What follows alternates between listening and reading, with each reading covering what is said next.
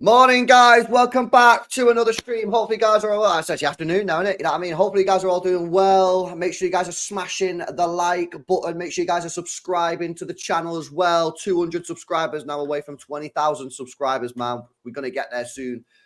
So please make sure you are subscribed. Please make sure you are smashing the like button. If you're watching on X, then make sure you come over and give us a subscribe. And of course, make sure you subscribe to Mancunian Way. The link is in the description. City won yesterday.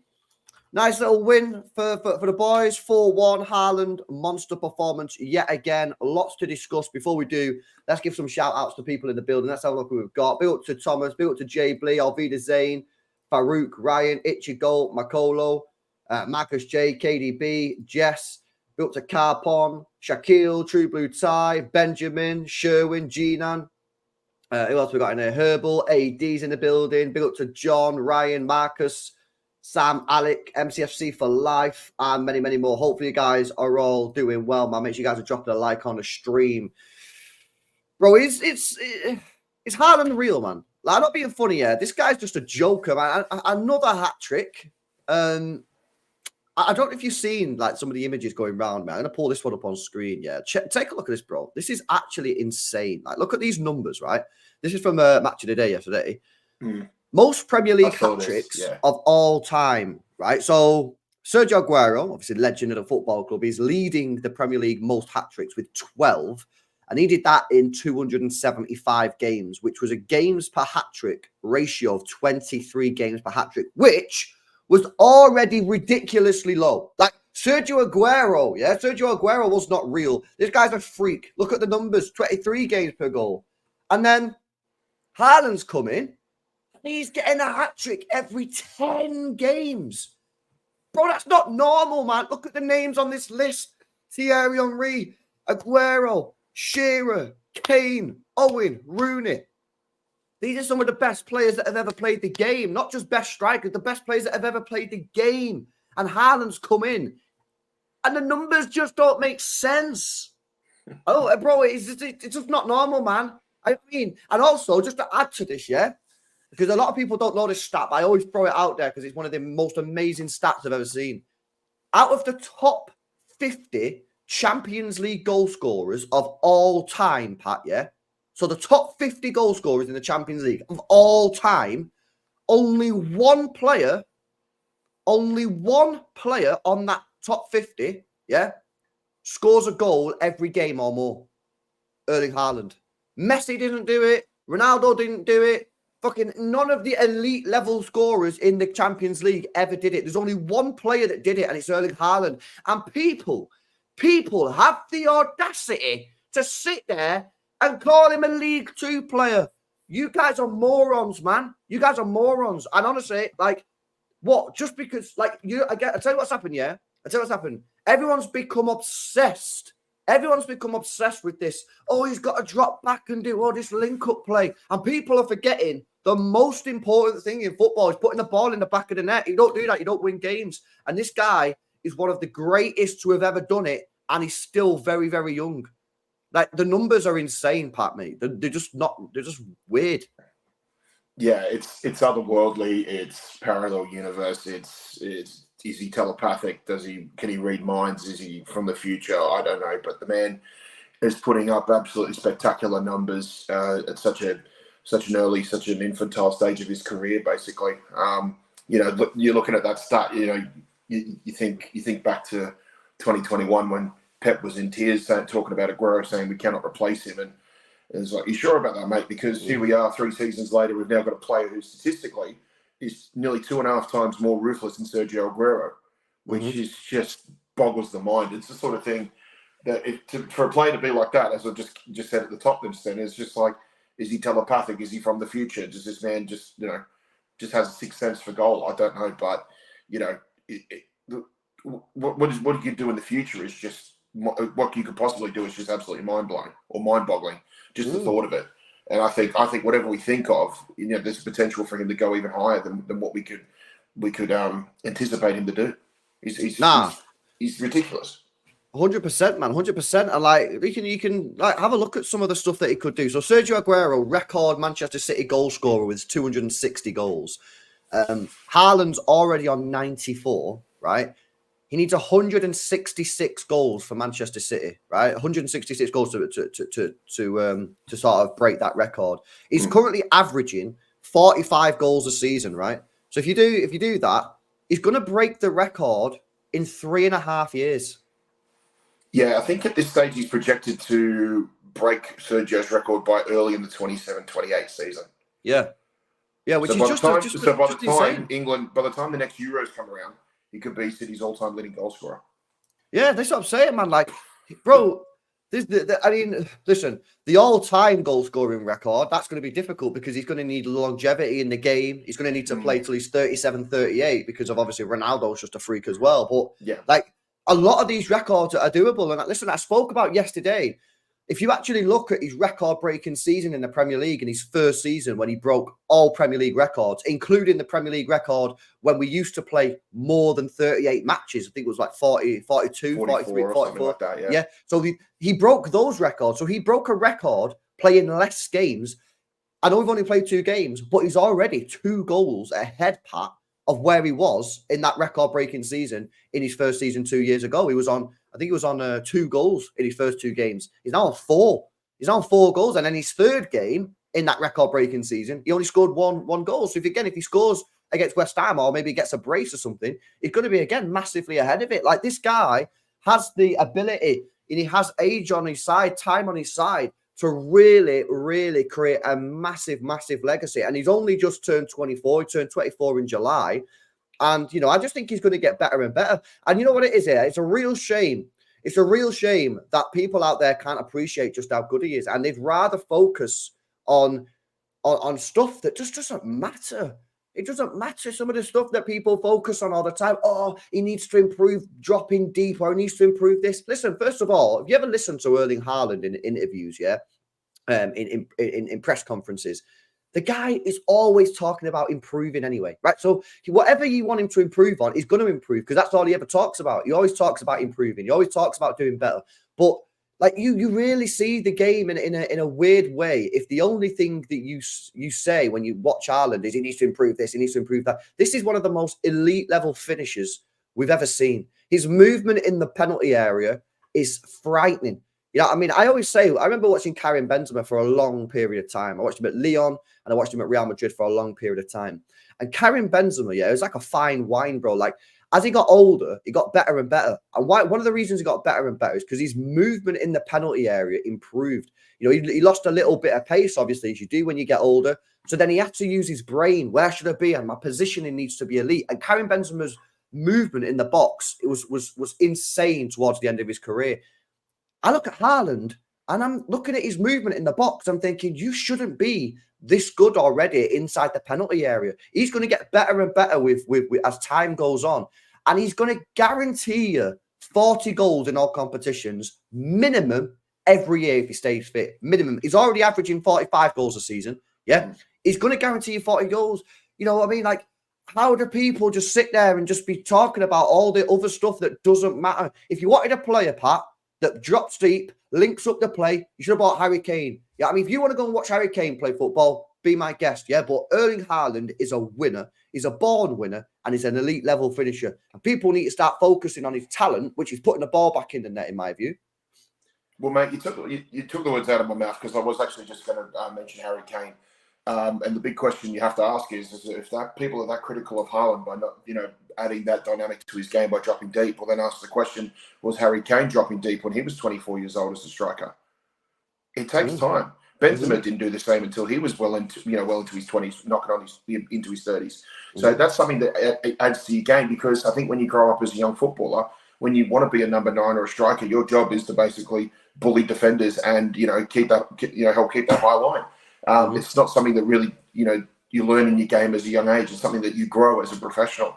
And, you know, I think, you know, when it's all said and done in, say, 10, 15 years' time, when he hangs his boots up, you know, it'll be looked at, you know, this young maverick of a striker who just came in and just scoring, you know, a goal a game, basically. But then, you know, I think if he develops that into his game and he becomes more mature, or, you know, a more well-rounded footballer, then we're going to look at, you know, the possibility of like a sort of player who could easily have, like, you know, you could look at every season and say, yeah, this guy bagged 30, 40 goals a season. But look what he also did. He bagged, 12, 15 assists, 12 or 15 assists a season as well too. So it's not just the whole tapping merchant thing. The man could become a creative genius as much as he is just ruthless in front of goal.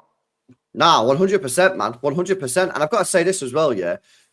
This link-up play, right, that we have with Kevin De Bruyne and Haaland, oh my days, that is special. These guys, they're telepathic, bro. You know what I mean? Whenever KDB's putting a ball into the box for Haaland, you just think goal straight away. You know what I mean? Kevin De Bruyne, again, yeah, I mean, I think this guy's going to have a big year. I said this, in a couple of streams recently.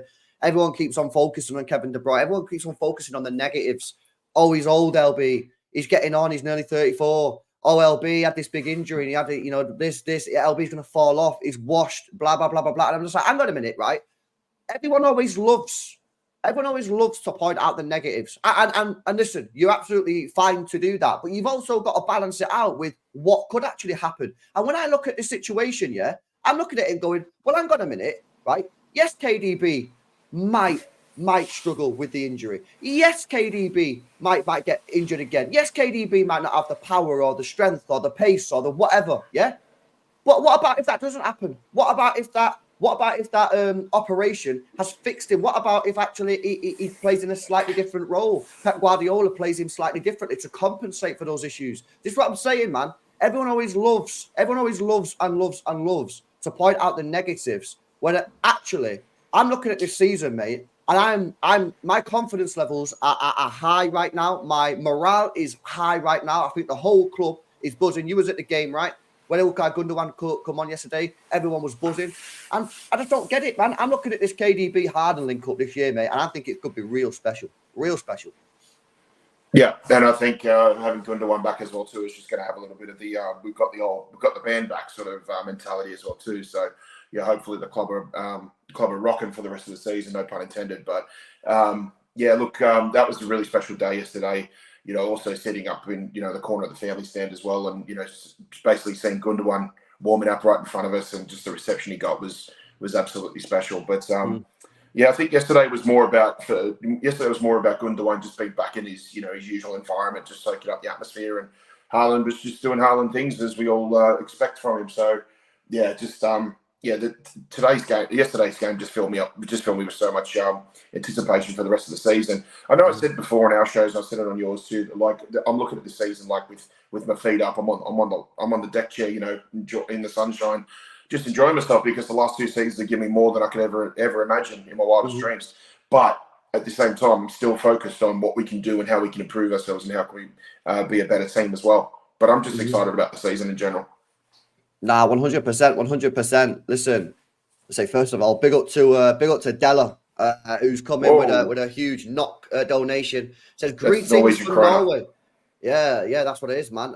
We have never doubted our beautiful boy, obviously with a heart emoji. That's brilliant.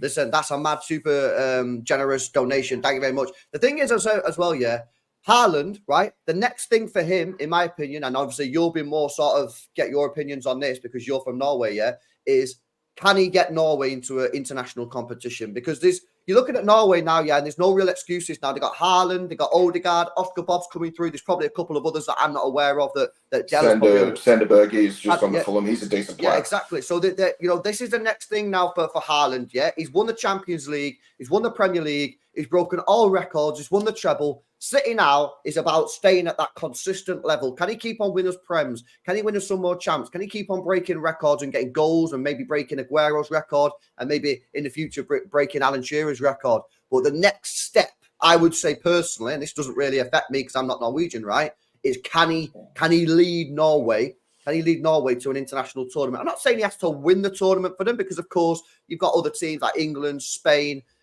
France. You know what I mean? Norway are probably still a little bit behind there. But those players, Bob, Odegaard, like say Haaland, Van der Berg, these guys now have to try and push Norway into an international tournament. So I'll be watching Haaland. I'll be watching Oscar Bob very closely when Norway play in the qualifiers to see if he can do that. That, for me, is the next step. You've seen it, obviously, Ronaldo done quite successful with Portugal. Messi did it for Argentina and won the World Cup. What can Haaland do? Now, I'm not saying he has to win anything with Norway, but he has to at least get them to a tournament. It's a player like him needs to be at the Euros. A player like him needs to be at the World Cup so that he can showcase those abilities on an international scale as well, you know? That's that. I don't know if you sort of think that's, if you agree, Pat, or you think that he doesn't really, like, what's your take on the international stage? No, I think so. I think it's hard for me to speak on behalf of any other footballing nation, particularly Australia. Given our sort of clouded history of not being able to qualify for World Cups. But look, I think from Norway's perspective, this is probably the strongest lineup that they've had probably since the early 2000s, when you had like your late 90s, early 2000s, when you had like John Carew, John Arne Riise, who, if you remember, used to play for Liverpool for a while. They had a good team back then. And I'm sure most, but I suppose it goes to any countries when they start getting a new batch of young talent coming through. Obviously, their aspirations, or what they want from the best from the team is to reach the pinnacle of world football, and that's to make the World Cup. I mean, I as an Australian, I was in. We've had so many years of just absolute heartbreak. Not qualifying for World Cups for over 30 years, and then we finally did it in 2005 for Germany the following year. And since then, what that team did for us is just set us on this plane, this culture of just being able to qualify and be competitive, and actually not just be a team that fills the gap in the competition, but can actually compete. And we showed that in Qatar. We exceeded all expectations by making it to the knockout stages. Yeah. Good thing you don't have Sion, because he'd be pissed off at me because we beat Denmark to get there. So yeah. No, 100%, man. No, I completely agree. It will be interesting to see. Big up to Della for that big super chat, man. I appreciate that. Big up to LB, says Arsenal look really up for it, playing like demons. Well, the thing is about Arsenal, bro, listen, Arsenal are a good team, man. We all know Arsenal are a good team. The question is, can they get over the line? Can they win some silverware? Because this is what it's about. You can play nice football, but let's be honest, there's no difference between finishing second and fourth. You both get the same thing, Champions League qualification and 0 trophies. So Arsenal, man, listen, they've obviously not added too much in sort of the attacking areas in the transfer window, although there is still a few days remaining. But they've bolstered the squad. Obviously, Timber's back in, Calafiori's there as well, and they've brought Marino in. Can they get over the line? Listen, it's going to be another long season, clearly. I mean, I didn't actually watch the game yesterday, the Aston Villa game, because I was driving. I was driving up to Lancaster. But listen, I'd say this, obviously, to go to Villa Park and win, it's not easy. And I know people in the chat will probably say they probably didn't deserve to win. Aston Villa deserved to win, but ultimately it doesn't matter. They did get the 3 points, so that is a huge result. And they're going to be there again. And listen, we just need to focus on ourselves. Obviously, we'll do the watch-alongs. We'll all be watching Arsenal, I'm sure, hoping that they drop points, because we know that they will be there towards the end of the season. But if we focus on ourselves and we just play our game and not worry too much about the opposition, like our rivals, not the opposition on the day, of course, we should win the league, because in my opinion, we've got the best squad in the league. We've got the best manager in the league. Yeah, I mean, the only way we don't win this league is if we're not good enough, right? I'm not buying any of this. Oh, we will be up for it. Our City going to be hungry. They've won 4 in a row. Are they going to be able to get themselves up for it? I'm not buying this. I'm not buying this one little bit. And all you're doing there is giving an excuse. If we don't win the league, it's our own fault. This squad is one of the most complete squads we've ever had. One of the most complete squads we've ever had, and we still might add another attacking player. So let's see what happens. But yes, Arsenal are going to be there. Obviously, we play them next month. But if we just handle our business and play like we know we can, and I've got to say as well, Pat, I've got to ask you this question, yeah. And chat, I want to get your views on this as well. I know we're only 2 games in, but in my honest opinion, the 2 performances have exceeded the levels at where I'd expect us to be. You know what I mean? I'm expecting us to be a little bit rusty, passing not quite accurate, maybe a little bit slow, lethargic. Not necessarily that we don't want it, just that we're not fully up to speed. I thought we were very good against Chelsea. We looked a little bit rusty at moments and some sloppy passes, but on the whole, a very good performance. And yesterday, I just thought, like, that was not the performance of a team in match day 2 of the Premier League. That was a performance of like match day 20 when you're fully into in the swing of things, man. Yeah, watching it yesterday, I thought there was a little bit of rust on some players, but only in small glimpses. I mean, I thought Savio had a good game, but there were some periods there where just a little bit of that link-up play out with Bernardo and Kevin De Bruyne was a little bit off. But again, that's immune to criticism to me, because if you're going to do that, then why don't we criticise every player that has come through City and Pep's system in their first year? So they do have a little bit of immunity, in my opinion, for that. But apart from that, yeah, I probably agree with you. I think it was one of those games where there was just a little bit of rust, but you also get this feeling that if we played Ipswich, say, in a month's time from now, we probably would have bagged 6 or 7, to be honest, because everybody would be purring, the machine would be clicking, and we'd be rocking and rolling basically. So yeah, look, I'm happy with the 4-1 given the result. People might be a little bit critical of the goal we conceded, but again, it's just you can be just as rusty at the front, you can be just as rusty at the back. So this is going to take time, and to be honest, it's like it doesn't also help playing every 7 days, because I've always said there is no better team and no better manager in world football than Manchester City at playing every 3 days. So every 7 days, sometimes it's the momentum isn't quite there yet. But I think as soon as we start getting into your Carabaos and your Champions Leagues, that's when we're really going to start hitting our stride. No, 100%. And this comment, man, from Sam, big up Sam watching on X, says, adding Rodri to this team, I can't lie. Bro, we not even had Rodri in this team yet. So here's a question for you. Can I ask you a question? I would ask to chat as well. We did speak about this, I think, yesterday or the day before. Well, let's just have a little debate about this now. Rodri played a lot of minutes last season, and obviously in the Euros as well, but picked up a little injury towards the end of the Euros, of course, as we all seen. We've got one more game before the international break. We go to West Ham away next Saturday, 5:30 kickoff here in the UK before the international break, which of course is suspended for one of the games anyway. So they might not even take him. They might just give him a rest, right? Would you rest him against West Ham and give him an extra break, because then obviously he's got the internet, and then bring him back for the Brentford game, which is the 14th of September, which effectively means he's had 2 months off, and then he's got the Arsenal game as well. So he's got the Brentford game, put him in for that. He's got a week off, and then the Arsenal game. Or, because obviously that West Ham game next week is a tough game. I genuinely think that's a really tough game. Or do you think that we can't really risk not playing him against West Ham because of how hard it is? Because honestly, bro, I have to tell you my opinion quick. I'm thinking I might rest him, man. But I do understand that this West Ham game next week is going to be tough. So where are you on that? Would you give him that extra game off, or would you bring him back in for West Ham? I'd be okay with either or, because I think Rodri's earned the right to have a rest given the incredible couple of seasons that he's had. But saying that too, this West Ham side looks very, very strong. I've said before, I'm not really exactly a fan of Lopetegui. I didn't really like his style of football when he was at Wolves, but he got them singing a tune away at Palace yesterday. So that's going to be that. That's an important fixture to get 3 points at, to kick off his season. So I would be okay if they played Rodri in this, just because it is a very, very important game, and they will be tougher opposition than what we've had to face maybe the last season or two. Yeah, and that'll be interesting to see what people say. Jess says bring him on for 10-20 minutes at the end of the game. He needs some minutes to play. I'm okay with that too. Yeah, Tony says bring him back for the Hammers, gives him 2 games before Arsenal, says Tony. Citizen says Rodri starts against West Ham. It's about time he got his game time. Okay, interesting. Keep letting us know in the comments what you guys are saying. Big up to Mansour, says past the second goal for KDB to score. Otherwise, super hat-trick. For real, who does that even?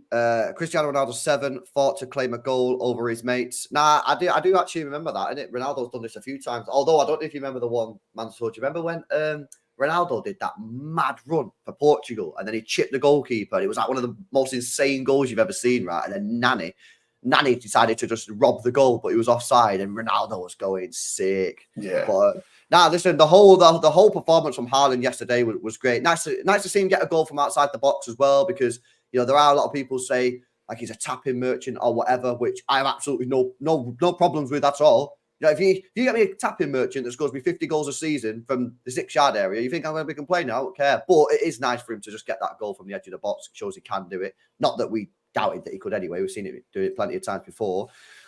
Darcy says, man, we look so much better than last season already. Our depth is insane now. And in my opinion, letting Alvarez go and bringing in Savio and Gundo is a huge upgrade.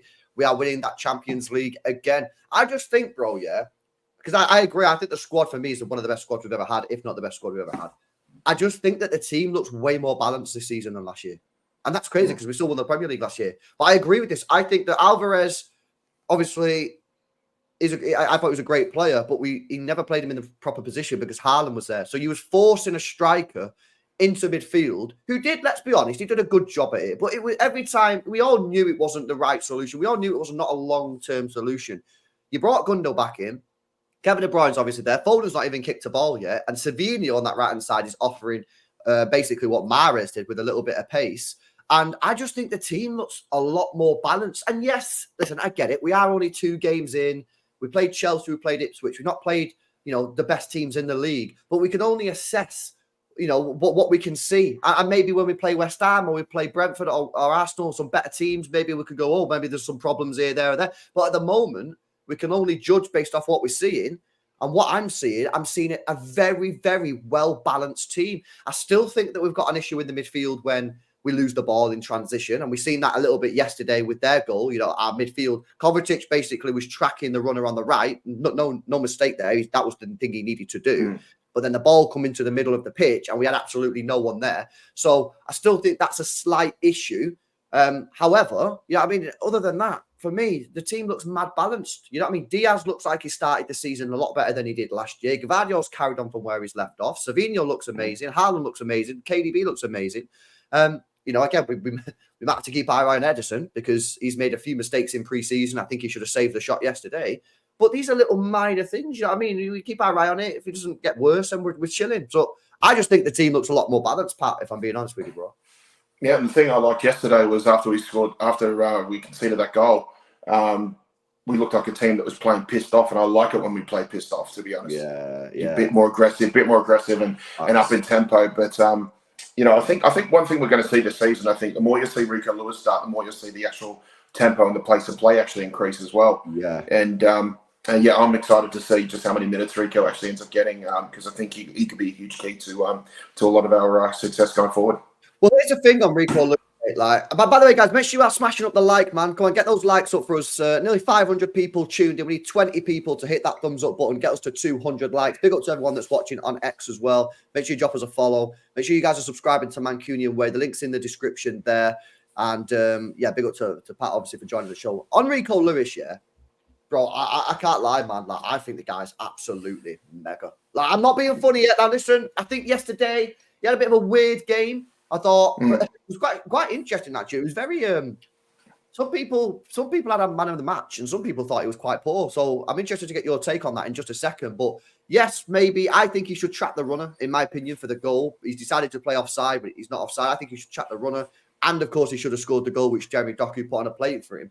But other than those two things, I genuinely think yesterday he was great again. I think that technically he's a massive upgrade on the ball and going forward than Kyle Walker. Obviously, Kyle Walker's better defensively. That's no question about that. He drives in midfield. He's so suited to that midfield and getting on the ball. And I completely agree with what you just said, mate. I think when Rico Lewis plays, we're quicker. We move the ball quicker. We're more direct because sometimes they'll just get the ball and just run at people. We've got an extra man forward because this guy just gets on the edge of the penalty area and gets in the box. This guy's just like, he does what John Stones did in the Champions League final. Guy just making runs and getting in there. And what that does is it causes a problem for the opposition because that's an extra man and that man's not meant to be there. That man's meant to be on the wing playing right back. So what the defense has to do and what the opposition has to do is go, what do we do here? Do we mark Rico Lewis and then potentially leave like a KDB, a Foden, a Rodri, whoever, completely free? Or do you leave Rico Lewis? And if you leave Rico Lewis, that guy just creates absolute chaos wherever he is, mate, because he's on the ball. There was a time yesterday, Pat. I was doing the watch on yesterday. I don't know if you noticed this at the game. Every time I was like, Rico Lewis. It was Rico Lewis was touching the ball every 10 seconds. It was just non-stop on the ball, mate. I think the guy's absolutely mega, and I just keep on playing him personally. It felt like the Rico show, but it just didn't show on the score sheet. That was the only thing, which was a damn shame. But look, I don't understand this with the people, critiquing or trying to be, trying to like find flaws in say a player like Rico Lewis's performances, because then you've got to critique him on, well, what are you exactly being specific about? Like, what has he done wrong? Because he starts. All he does is at right back. He start there on the team sheet. He does everything except be a right back. He's an inverted fullback. He plays in the spaces when we go forward. During the second half, there was huge periods of time there where he was just far forward and going in attack as Erling Haaland was. So, it's hard to explain what he is, and I think we should just enjoy it for what it is rather than trying to overanalyze it. And there are going to be times where, there's going to be times where, okay, he might be responsible for that goal and might be responsible for that winger or that the opposition player getting around him or something like that. But everybody has that in their game. And the thing is that he's still got to remember he's only 19. He hasn't fully developed yet physically, but his mental capacity, his football brain is absolutely fantastic, and the drive and the determination of the young man is absolutely remarkable. And what we're seeing now as a 19-year-old, I can't wait to see what he's like when he's 25. It's just going to be unbelievable. No, because you're absolutely right, and I do think sometimes people overanalyze his game, right? And you're absolutely right. How old is he? He's still only 19, yeah. Yeah, I believe 19. Yeah. Let's have a look. Yeah, he's 19, turns 20 in November, right? So here's I've got a theory, and maybe I'm wrong. I'm just going to throw it out there. If I'm wrong, I'm wrong. I don't care. Do you think because this is his third season, people are like expecting perfection almost? Because people are like, well, this is his third season now, so he needs to. No. The first year when he played, the guy should, let's be honest, the guy should never have been in the team anyway. The only reason he was in the team is because of Pep didn't want to play other players, or he had injuries or whatever, and then he did great. But what was he then? 17? A 17-year-old should not be playing, let's be honest, at Manchester City, because what 17-year-old does play at Manchester City? We've got a team full of world-class stars. Last year he come in and he played a lot more minutes. And then this is his third year. Maybe because this is his third season, people are starting to sort of just expect a little bit perfection. But you've got to remind yourself that this guy's only 19 years old. He's still not really played that many minutes. If you actually look at his career at Manchester City so far, he's still not played that many games for Manchester City in terms of minutes. In fact, if I do the whole thing, stats by club, yeah, he's only played 3,300 minutes. I mean, that's less than a season. Rodri plays 4,500 minutes in one season. So I just think people need to, maybe stop over. No, 100%. If you've done something wrong, you can talk about it. But I just think give him a bit of time, give him more time to develop. Like you say, physically, he's still got 2-3 more years, mate, of potential growth and physicality. He could have a growth spurt, mate. Who knows? So, yeah, I think he's mega. I'd stick with him personally for West Ham. I just keep playing him. Until he needs to be taken out of the team, because I just think he offers so much. Yeah, the difference with him compared to a lot of the other players is he's got time on his side. He's got so much time to be nurtured and to develop and become a high quality or world class footballer. But Pep obviously sees something in him that we never see any transfer rumors or rumors of him going out on loan. Pep sees something in him that he wants to try and work or mold into this ideal sort of midfielder, or this ideal sort of utility man. And we are starting to see, we're seeing small glimpses of it now. But we should not get ahead of ourselves and realise that we do forget. Sometimes the amount of years you've been at a club, you sort of forget about just how old they actually are. And just remember that this young kid has got so much time on his side, and he's in the right hands at the right club and as a result, we're seeing the right things right now. And it's wonderful to see, and it's only just going to get better and better. There's a good comment from Beyond Belief. I think Champions League for Rico Lewis this year is going to be quite good. He's only played 665 minutes in the Champions League for City. He's only played 9 games in the Champions League. Stunningly, in those 9 games, he's got three assists and a goal, which is. That's just crazy, isn't it? You know what I mean? Four goal involvements in 9 games for a right back. That's kind of crazy. So I think this year, full stand him in the Champions League group stages. Let's really build that. For me this year, I want to develop Rico Lewis. So by the end of the season, I know whether I've got to go and buy. Because let's be honest, we all know that Kyle Walker's probably going to leave the football club at the end of this season, right? So I need to know, and I think the club need to know, and as a fan base, we need to know, okay, what level of right back are we signing? So if Rico Lewis has a great season this year, we'll go, right, we don't have to sign a mega right back. We could buy someone who's like a backup option, or we could buy a centre-back who can just fill in when Rico's not there. If he doesn't have a good season, maybe we'll have to rethink that and go, maybe Rico's not quite ready to step in for the next 10 years. Maybe we need to buy someone better. So for me, this season is about identifying, what level Rico Lewis is currently at and where we think he can get in the short term, medium term, and even long term, so that when we look at replacing Kyle Walker in the summer, we know exactly what level of right back we need to get. So this is a big year for Rico Lewis, in my opinion. Well, I think the key for us in terms of eventually replacing Kyle Walker, but at the same time not bringing a player in that's going to tread over Rico Lewis's toes is you want someone. First things first, you need someone that's versatile. Someone who can play probably against along the entire back four, can be a bit of a utility man. I can't really think of anybody right now, but do you remember when we had Danilo during the Centurion season? Yep. How versatile he was. He's a recognised right back, but in a pinch he can play left back, he can play centre back, he can even play number 6. because he's done it before when he was at Porto, when he was at Real Madrid. I think he still does it now, or he was still doing it up until I don't know if he's still at Juventus, but he was doing it there for a while too. So someone like that would be good. You know, because at the end of the day, what we're seeing now is versatility of players where, you know, you can't necessarily, your stocks are going to drop when you just become a one-trick pony. And, you know, it's with all due respect to Kyle Walker, he comes from an era where, you know, it was you know, put up, you know, upon a pedestal about, you know, is this the best right back in the game, you know, and that sort of thing. Nowadays, it's more about, are you more of a right wing back? Are you more, are your qualities in attack just as good as your qualities in defense and things like that? So I think the sort of idea of like, you know, fullbacks is changing quite a lot in football nowadays. And, you know, I'm not saying, you know, Kyle Walker's finished or something like that. I'm just saying the game is sort of evolving in a way.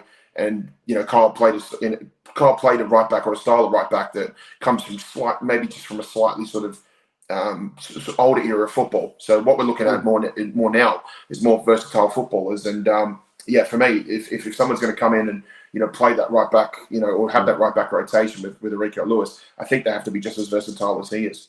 Yeah. No, it's a good point, man. It's a good point.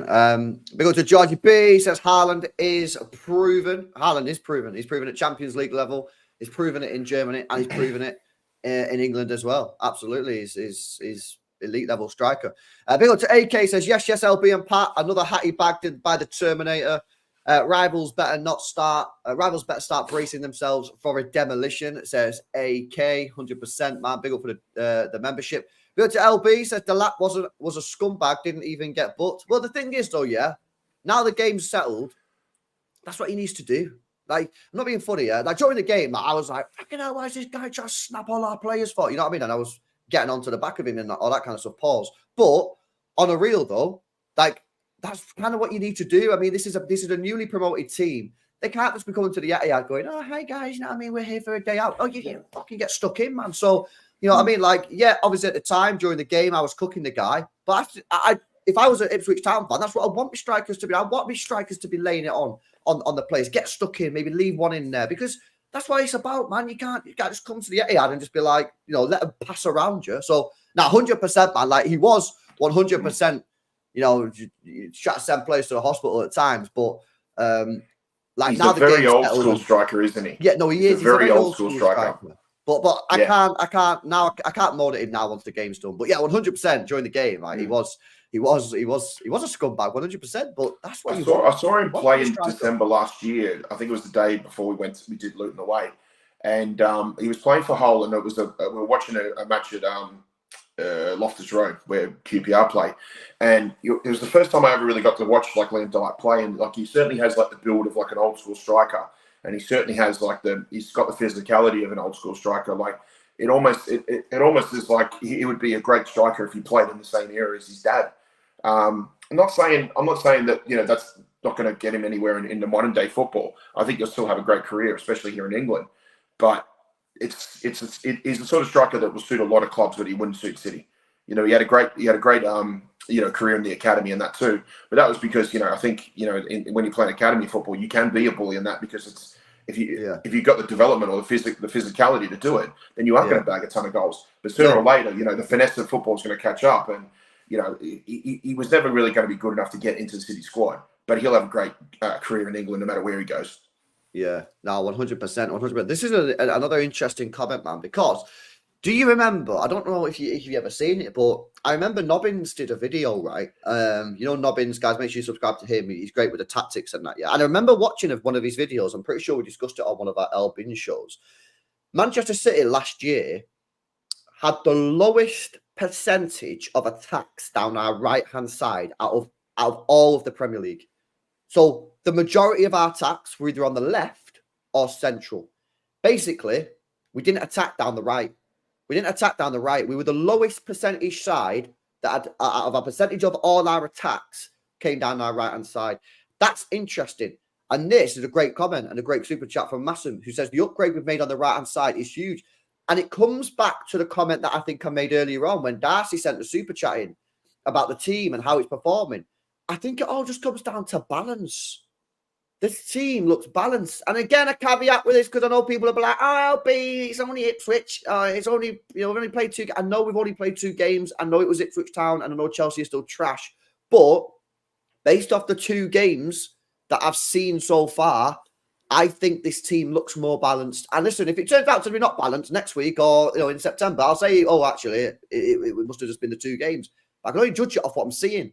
And what I'm seeing is a very, very balanced team. Savio is bringing, I don't know what he's bringing. He's just bringing something to the team that we didn't have last year. The loss of Mahrez last year was vastly, vastly underrated. Yeah, a lot of people didn't, a lot of people were out here saying it was a great fee, all that kind of stuff. It wasn't a great fee. And I think the goals that he brings, the assist that Mahrez brings, the control, the ability to take a man on. We didn't have that last year, yeah, because Bernardo Silva's a different player. And just because Bernardo's left-footed and Mahrez was left-footed, don't mean they're the same. They're completely different style of players. Savio is coming to this side, yeah.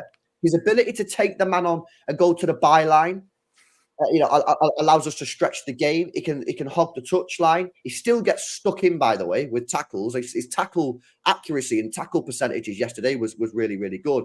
And I think genuinely, yeah, I heard obviously you all know Lee Gunner thinks he's going to be the best right winger in the league, or he might already think he is. I heard Paul Merson on Sky Sports as well saying, this guy is special. He's saying he's special because his decision making is unreal.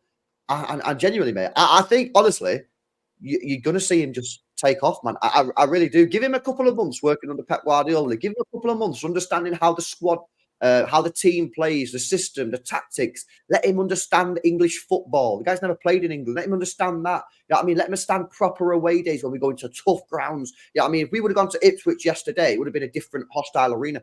Once he understands all that and he starts to learn it and embed the information, I genuinely think that Savio is going to be a seriously frightening player.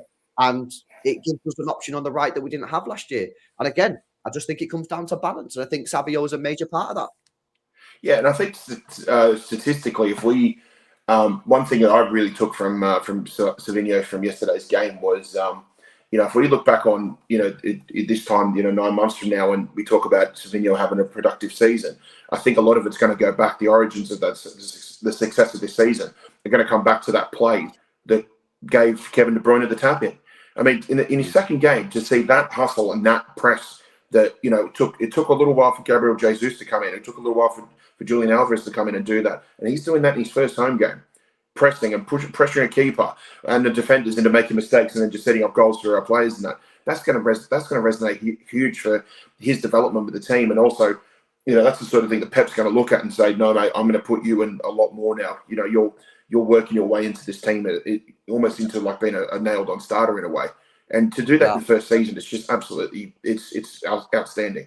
Right. I know some of you guys seen this yesterday, right? When we did the player rating stream. If you've not watched the player ratings, go check it out. It's on the second channel, More LB, right? But these are the stats yesterday. And of course, you combine this with the eye test, right? So that's his heat map, right? If you look down here, right? Look at this. 2 dribbles with a penalty 1.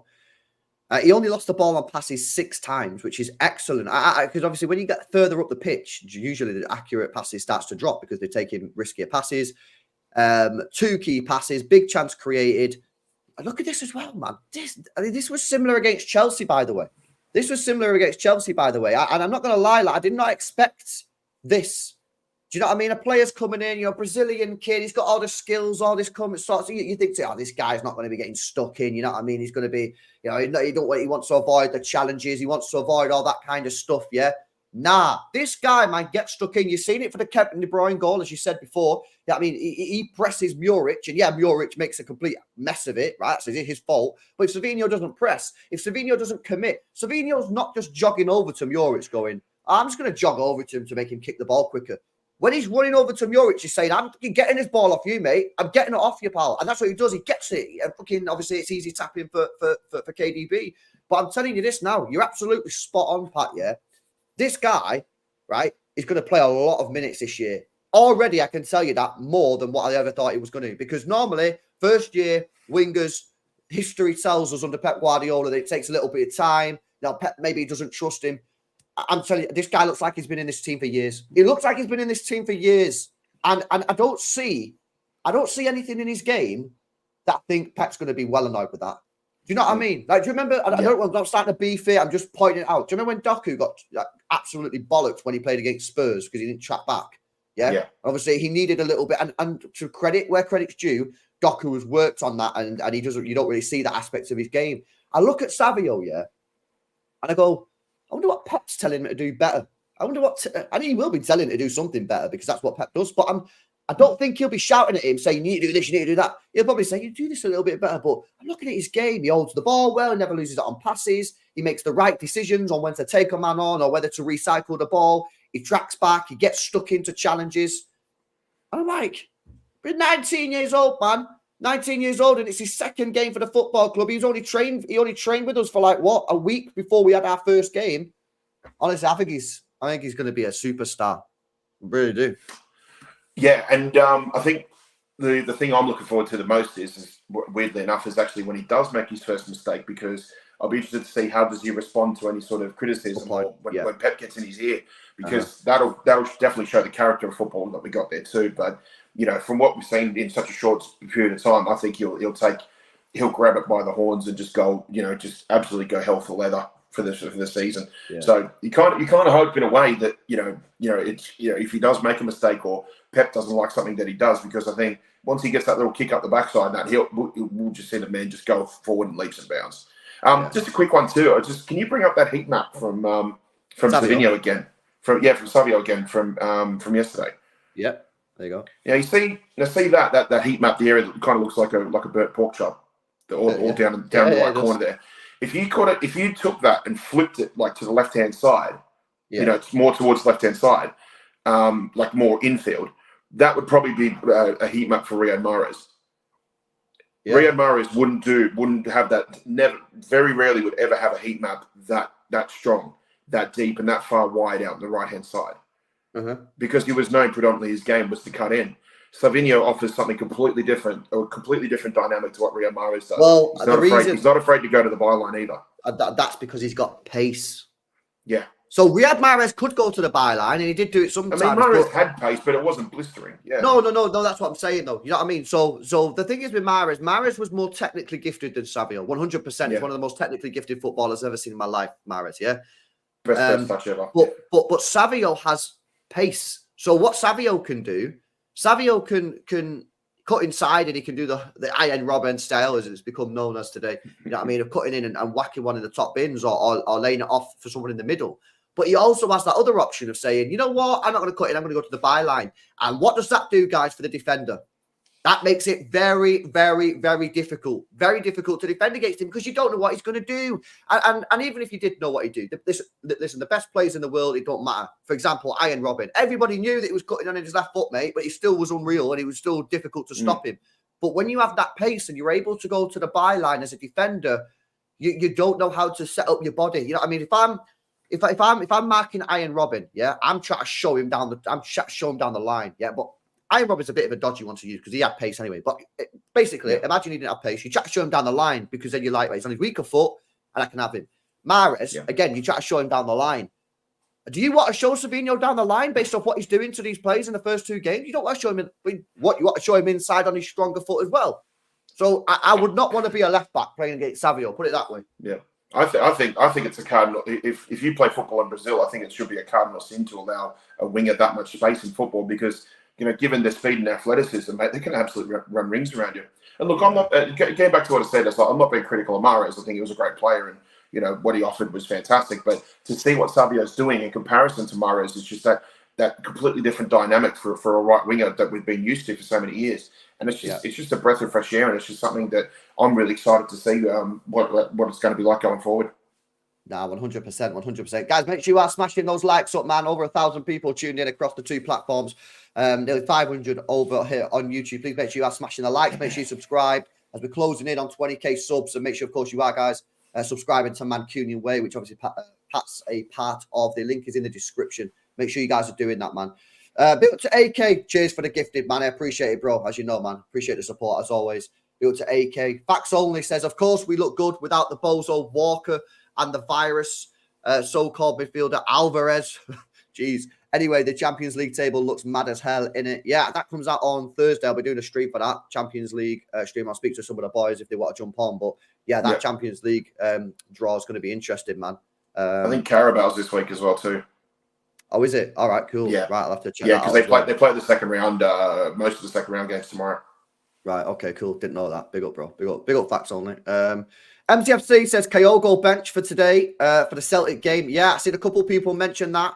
Yeah, I just double checked, and yeah, he is. He's on the bench, Kyogo. So maybe it's something to do with the injury that he sustained to his shoulder, or maybe it is something else that's going on there in terms of in terms of the potential transfer to Manchester City. So we'll have to wait and see. Still not really seen too much developments on that news story yet. Seems like it's very early stages, but obviously time is running out in the window. If you want to get him done, you've got 6 days left to do it. So let's see if that gets done. I think to Darcy and says Doku wasn't great, but either way, I think we should just stick with him, as I believe he'll come good. Some players just need time. The Doku, bro, I love this guy, man. I tell you why I love it, because I love debate, right? I love. Yeah, if you spoke to my mates, yeah, growing up, yeah, all my mates that I go pub with and that, yeah, I love having debates, man. And sometimes I'll have the debate for having the debate's sake. Jeremy Doku, mate. Where are you on the whole Jeremy Doku thing? Because this guy is Marmite or Vegemite, as you guys might call it. You either love this guy or you hate him. Where are you on the spectrum of the Jeremy Doku love-hate scale?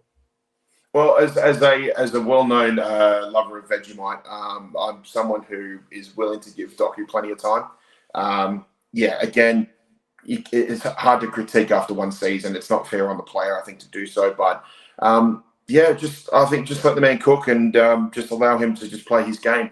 The only thing I'm a little bit critical of is, just that final product, for trying to finish and things like that. Because I said on Martin's show a couple of days ago, I said he kind of reminds me of like a reverse Raheem Sterling, because if we remember Raheem Sterling's final product, a lot of the time the reason why he missed shots was because he had too much time that he would usually overthink.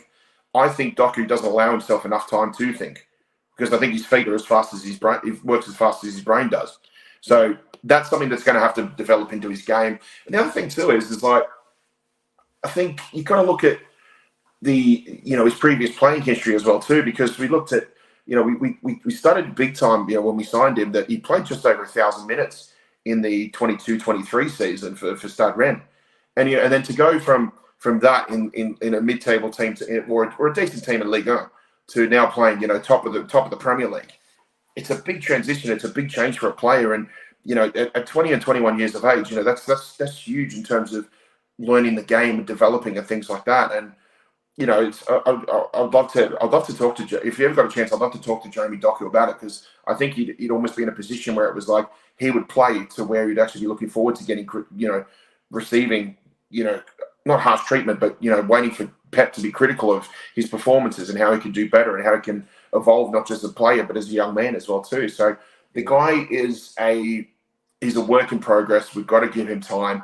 You're going to see glimpses of greatness, but at the same time, you're going to see things that will frustrate you. But, this is obviously a long-term project, and it's not something that we're going to come to a final analysis on based on one season and a little bit of football. It's something that, you'll look at in 3, 4, 5 years' time, or 2 or 3 years from now, and go look back and say, is it going to be good? Was he good? Was he bad? But it's too early to make harsh judgments about him yet. No, 100%. And listen, I agree. I think his final product does need to improve, but I do think that sometimes, like, people are not fully fair when they speak about him, because this comment is facts. Yesterday, he put it on an absolute plate for Rico Lewis to score. And all Rico Lewis needs to do is slide it past the goalkeeper, and he smacked it off the bar. He also created another huge chance for Erling Haaland, which I think a man of Haaland's quality should be probably at least getting it on target. He put that one wide.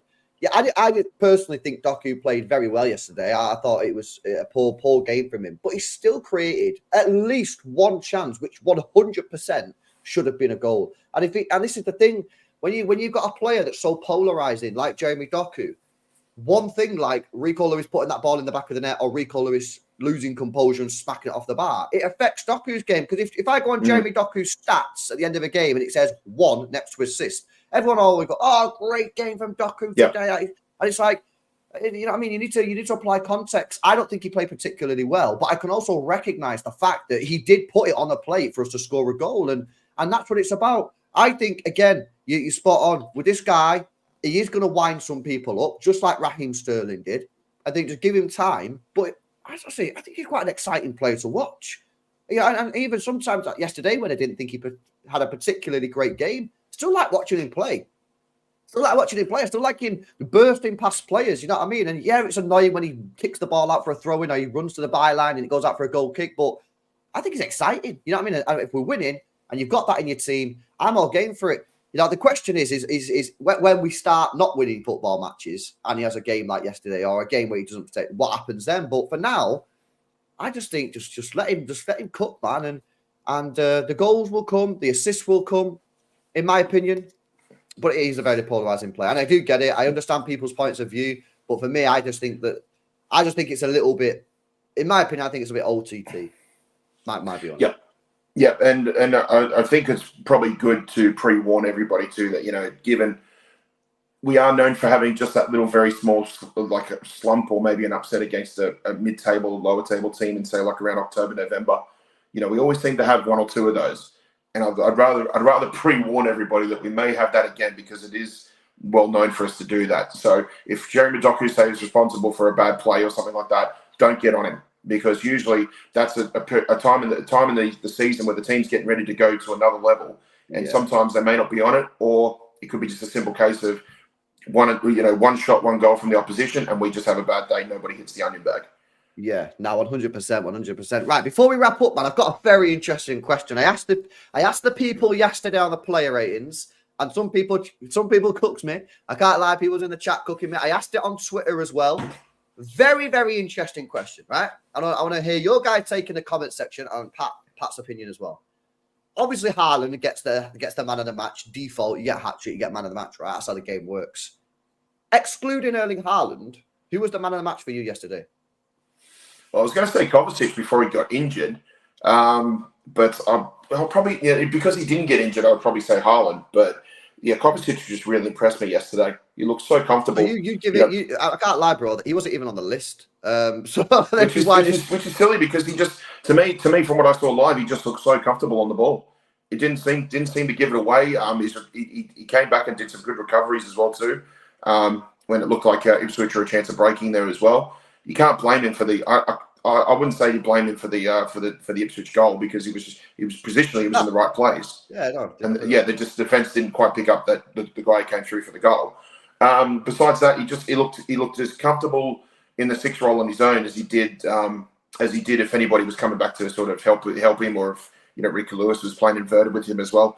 The guy looked so comfortable there, and for him to be like that after 2 games, again, I was really, really impressed with what he did. Yeah. Okay. Well, I can't lie, man. I don't think anyone said Kovacic yesterday. Hence why I didn't put him in this poll. But no, it's a fair shout. Listen, I think it's a pretty tough one. It is a tough one, as you can see by the poll there on the tweet that I did yesterday. There is still 4 hours left on that if you can be asked, voting if you want. But I give it Savio, who came second, just above De Bruyne on the Twitter poll, just because obviously he won us the penalty to get us back in the game. He won us the ball off Muric to get the KDB goal. And I thought overall his all-round game was very, very strong. And obviously we already discussed his defensive attributes. So I personally voted for Savio. The Rico Lewis one, listen, the Rico Lewis was strong. But for me, the fact that I think he should have done better on the goal. I don't think he should be playing offside there. I think he should track the runner and, he should have 100% scored. Means that he can't be man of the match, in my opinion. That doesn't mean he's bad. I just mean... I can't vote for him. De Bruyne obviously was very good again, but yeah, now with the 100%, man, beyond belief, that's a cracking comment. The fact that we're having a debate about 4 players, if you include Kovacic in the list, who potentially could have been man of the match, Haaland aside, of course, is wild. I mean, we're playing at such a high standard, and the players look dialed in. The players look like they want it this year, and this is why I'm saying like this thing about. City might not want it this year. City not going to be hungry for it. They're not going to have the desire. BS. And I don't want to hear that anyway, mate, because if we don't win the league, it's because we're not good enough. Yeah, that's it. I don't want to hear no excuses about, we just had an off year because we weren't hungry enough. Nah, that's not it. If we don't win the league, it's because we're not good enough, man. If we win the league, we're good enough.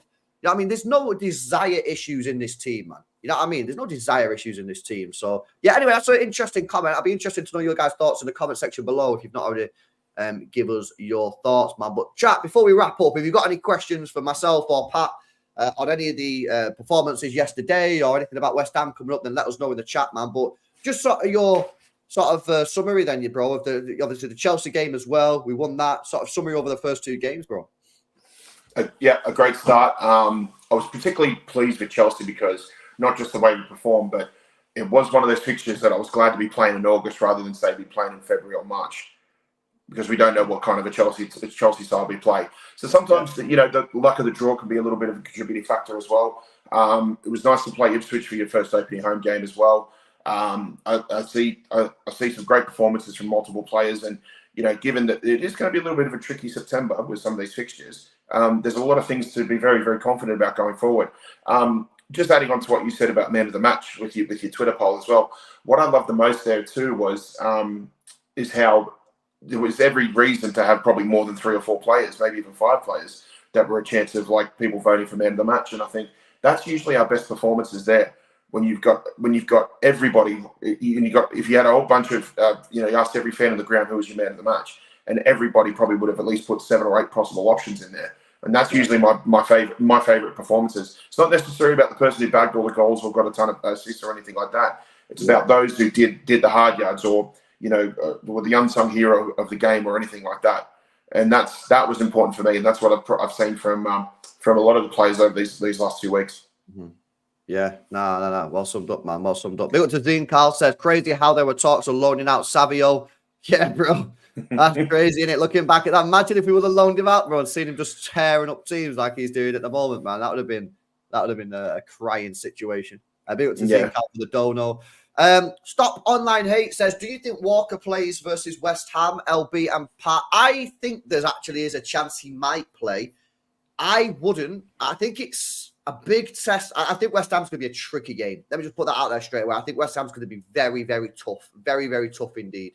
And if we play Rico Lewis, I think it's going to be an insane test for him. I really think people are underplaying how difficult that game's going to be. So it wouldn't surprise me. It really wouldn't surprise me if he played Walker at right back, or if because Walker's not got any minutes, if he decided to go a Kanji right back and put Stones in with Diaz, because Stones got minutes yesterday. So it wouldn't surprise me if Rico got dropped for either Walker or a Kanji. But at this moment in time, bro, I'm braving it. I'm just fucking throwing him in. Because that's the thing. It's a game that's better suited for Kyle Walker, I think. Yeah, 100%, man, 100%. Ed's Man Union Therapy says dangerous threat for West Ham. I think they are just a difficult team to play against this season. They're going to be really compact, hard to play against. They're going to be hard to break down. They're going to get stuck in. Yeah, they're going to leave it on us. You know what I mean? And they'll hit us on the break, and they have quality. They have quality on the break. Has Fulkrug played yet for them? Yeah, he has. Yeah. Yeah, I mean, I think both matches he's come off the bench, but I think that's a really bit of shrewd business from West Ham to get him. I mean, I know he's in his 30s, but again, sometimes that can be a blessing in disguise because you've got a more sensible footballer and someone who can fit into not just English football but the English lifestyle as well. And of course, he's German. I expect he's a sensible footballer, and he did great when he was at Dortmund. So I think the transition to West Ham for him will be easy. I've actually, for the start of the season, I'd have predicted that he'd probably score somewhere between 12 to 15 goals in the league this season. Yeah, you're probably right. Yeah, I think he's a solid addition to anybody's fantasy league. No, they're a good team, man. I mean, looking at the team, Areola in goal, good goalkeeper. I think obviously they might play Wan-Bissaka against us, who's obviously mint at defending. They got Mavropanos and Kilman, who they just signed from Wolves for big money. Kilman's going to be really good for them. Kilman's a good player. Really good. He's a really strong player. Emerson's a decent. And he was under Lopetegui at Wolves as well. Yeah, correct. They've got Edison Alvarez as a DM, who I think's fantastic DM. Yeah, I really think he's a very, very good player. I'd have him at City if he could play a little bit more, but I think he's just an out-and-out CDM. Paqueta, Bowen, Kudus, and then Fulkrug. Bro, they're a good team, man. 100%. Yeah. They're finishing top 10 this year. If they don't finish top 10, that's an L from them. They have to be finishing top 10. So, listen, Ed, the whole team's good, man. We've just got to go there and get the job done. And they've got no European competition this season either, so they can put all their eggs in the league basket. Yeah, 100%. He also says, do you think Gundogan plays versus West Ham? Well, obviously, do we know what's happened to Kovacic? Has Pep said anything about the injury? I haven't heard anything yet. But I did when I was in the crowd. I did notice he was sitting on the bench like literally 5 minutes after he came off. Right. So it wasn't like he was down. It wasn't like he was down getting medical treatment or anything like that. Right. Okay. Okay. Yeah. But you got to be careful with him because he has had some serious injuries over the years. Yeah. Well, he'll definitely come off the bench, I imagine. Will he start? We'll have to wait and see, man. But I just want to say quickly, I think this is a good place to end the stream and the show. The reception Ilkay Gundogan got when he come off the bench, mate. I mean, it was insane, man. I mean, I can't lie, yeah. Ilkay Gundogan, I've said this many times, he's one of the most underrated players in football. For me, he's one of the best City players, in my opinion, of all time. I think he's absolutely exceptional footballer and vastly underrated. And opposition fans don't quite get it because they don't see him every week and think, Gundogan. Yeah. But when you watch him week in, week out, and you've seen the goals that this guy scored, and he's led our team to a treble as captain, the first Champions League the club's ever won. I think for me, I'm just so buzzing to have him back. And yeah, I watched the videos this morning of the reception, man, and you could see that he just wanted to smile and grin. Even when he came out to warm up, it was amazing. Exactly, man. Yeah, exactly. So it was sick as well, and yeah. Listen, I think that's a good place to end the stream, man. So, listen, guys, hopefully you did enjoy this one. Make sure you drop a like on it and subscribe to the channel. If you're watching back on replay, give us your thoughts and comments in the comment section below. Just quickly, I want to say thanks to LB Della as well for the big super chat earlier on. Mansour, another one that always donates. Darcy as well. Georgie B, AK, Massam, Facts Only, MCFC, and Zine Karl for the support on the channel. Guys, make sure you are subscribing to the channel. We're getting so close to 20k. Subscribe to Mancunian Way as well. They did a show last night. You can go check that out as well. Their link's in the description, and I'll be back later on. By the way, no watch-alongs today. First of all, they're not that great, and I've got to go out, man. I'm busy. So I will stream again later on tonight. But yeah, no watch-alongs today, man. So listen, peace up. Smash a like. And guys, I'll catch you in the next one. See you later. Thanks, everyone.